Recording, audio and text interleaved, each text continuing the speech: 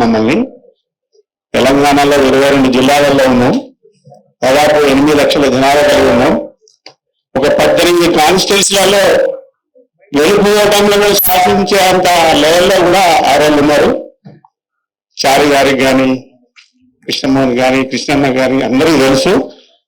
మాది మొదటి నుంచి గ్రామాలలో పోలీస్ పటేళ్ళు, పట్వార్లు, సర్పంచులు, ఎంపీటీసీలు ఎదిగా ఉన్నవాళ్ళు. కానీ ఒక ఎమ్మెల్యే కూడా రాలేదు. కేవలం బీసీలను వాడుకున్నారు ఆ రోజు కూడా, ఇప్పుడు కూడా వాడుకుంటున్నారు.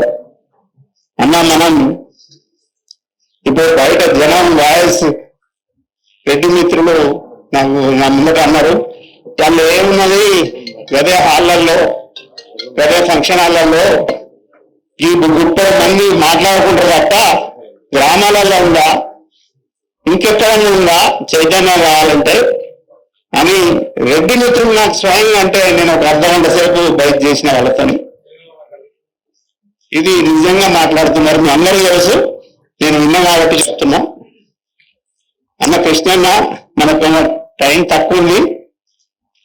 గ్రామాలలో ఎట్లయితే మేము కుల సంఘాలను, గ్రామ కమిటీలు, మండల కమిటీలు, జిల్లా కమిటీలు చేసుకున్నామో, ఈ జేఏసీ తరఫున కమిటీలు వేసి ఈ ఎన్నికలను బహిష్కరించడమా, ఈ ఎన్నికలు మన వైపు తిప్పేటట్టుగా మనమే జేఏసీ తరఫున మన క్యాండిడేట్లను పెట్టి గెలిపించి జేఏసీ పేరు అంటే ఈ బీసీ జేఏసీ అంటే ఒక భయం తయారయ్యే విధంగా చేస్తే తప్ప ఈ బీజేపీ పార్టీ కానీ, కాంగ్రెస్ పార్టీ కానీ, టీఆర్ఎస్ పార్టీ కానీ వినదన్నది.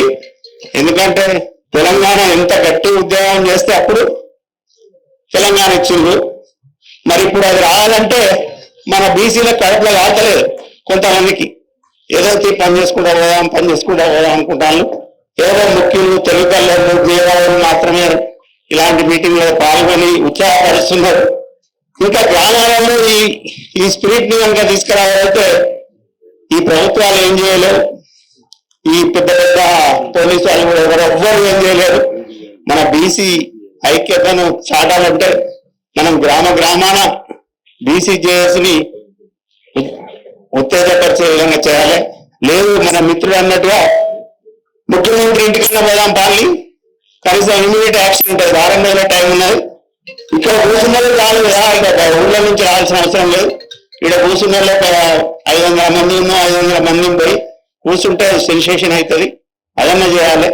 కానీ ఏది చేసినా ఆర్ కృష్ణ ఆధ్వర్యంలో చేయాలి.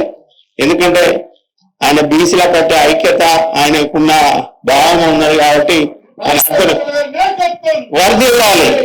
అలాగే మనం అందరం కలిసి ఆర్ కృష్ణతో పాటు ప్రయాణించాలని కోరుకుంటూ ఈ ఉపన్యాసాన్ని ముగిస్తున్నాం. Thank you.